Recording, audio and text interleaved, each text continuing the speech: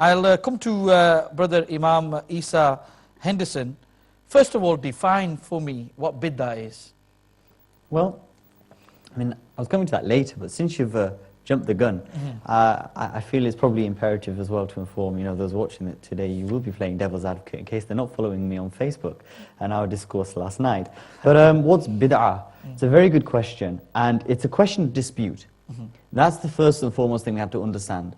Different ulama have written different things. So for instance, Imam al-Haddad, he's not a classical alim, but he writes in the Book of Assistance that there are 3 types of innovation. He says that even to have greed, to have lust, to have envy, this is a form of bid'ah, which is misguiding. And of course, one of the other types is a good innovation. But generally speaking, when it pertains to aqaid, innovation in aqaid is always bad. You can't have a good bid'ah when it pertains to the aqidah, when it pertains to the theology of the Muslims. Why? Because as Allah Azza wa Jal tells in the Quran, the deen was perfected for the Prophet Sallallahu Alayhi Wasallam. The aqaid was established at the time of the ashab to suggest that latter generations can bring something new in our theology, in our theocracy, is to suggest that the Prophet Sallallahu Alayhi Wasallam forgot something. Now, pertaining to amal, however, there is ikhtilaf. Some ulama take very strict views. They say that you shouldn't go beyond what the Prophet ﷺ and the ashab did. And we will make the argument tonight, because there are certain people who assert that Ibn Kathir writes that it was a Shia king who started the process of Mawlid Un Nabi Sallallahu Alayhi Wasallam, and prior to that, there was no basis in the deen. But this is wrong. And tonight, inshallah Azza wa Jal, but I think that could be one of the reasons, or could it be a reason that that the Christians celebrate Christmas and you're imitating them? Well, we'll come to that in a minute. Well, we've got Brother Ali from Birmingham online. We'll take his call. Assalamu alaikum. Wa alaikum assalam wa rahmatullah. How are you, my dear brother? Alhamdulillah, yourself? Jazakumullah wa ahsan al-jaza. My salams to the ulama there. You've more or less asked the question which I was about to ask. Firstly, it was I saw this very, very brief video on YouTube. It was by an alim from another deviant group in Birmingham, and he was stating that the Mawlid was invented by this king that you mentioned, and also that the Sufis, they said that, look, we need to bring people closer to the Prophet. We should copy the Christians and also celebrate the birth of the Prophet. So I just wanted to ask, is there any truth in that, firstly? Okay. And my second question is that the Shaykh Imam Isa Henderson, where does he teach in Birmingham? Because mashallah, I'd love to attend his lectures. All right. Okay, inshallah, we'll let you know. Mashallah, very blessed. Okay. Jazakumullah wa ahsan al-jaza. So, is this not a practice of the Christians celebrating Christmas? I mean, they go out on just as the gatherings of Mawlid Un Nabi Sallallahu Alayhi Wasallam, they go out and they celebrate the life of Hazrat Isa alayhi salam, in their case Jesus.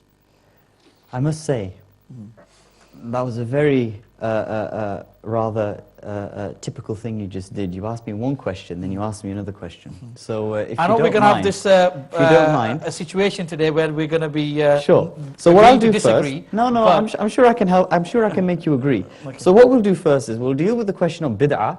Then we'll deal with the question on the hadith. Okay. You will be risen with those whom you imitate. But I just didn't want you to go on and on about it. I just wanted you to come to the actual... Don't worry, I won't. Yeah. I promise you I won't waste your time. I'll be very succinct. So, ulama have an ikhtilaf. Okay. Some say there are many types of bid'ah, some say there is only one pertaining to amal, but very few hold this latter view. Now, let's look at the hadith. This hadith is a very famous hadith. The Prophet Sallallahu Alayhi Wasallam, I mean, I'll tell you now, you talk to any deviant, this will be the only hadith they know in Arabic. It'll be the only section of the hadith anyway. The Prophet ﷺ is narrated to have said, "Kulu bidatin dalala wa kulu dalalatin finnar." That every innovation, kulu bidatin dalala wa kulu dalalatin finnar. Every innovation is misguidance. Every misguidance finnar is in Jahannam. Let's break this hadith down. I want to do two things. I want to look at usul al-hadith, there's a rule in Usul al-Hadith I want to employ on this hadith, al-lafdhu al-khas muqaddam ala al-am. That the lafz, the utterance which is khas is specific, muqaddam ala al-am. It has precedence, it takes priority upon that which is am, general. Well, look at this first. This hadith, look at the language employed, kulu bidatin. The language intrinsically employed by the Prophet Sallallahu Alayhi Wasallam is am, it is general.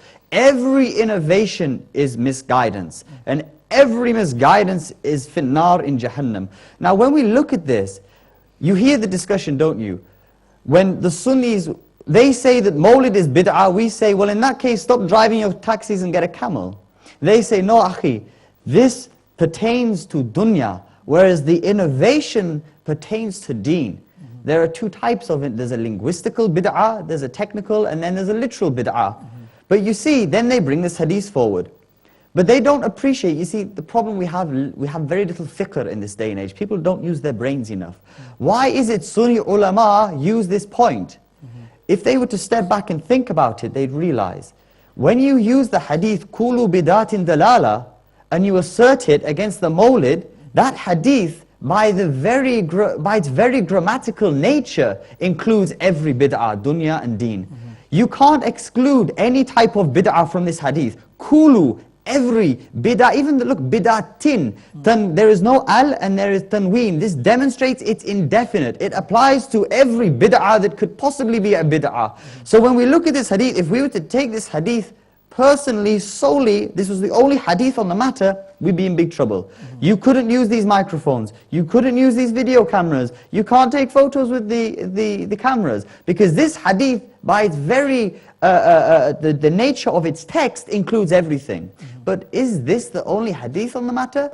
No, of course not. For instance, there's a well-transmitted hadith. Can I come back to you? I've got brother Sahil from London online. We'll take the call. Assalamu alaikum.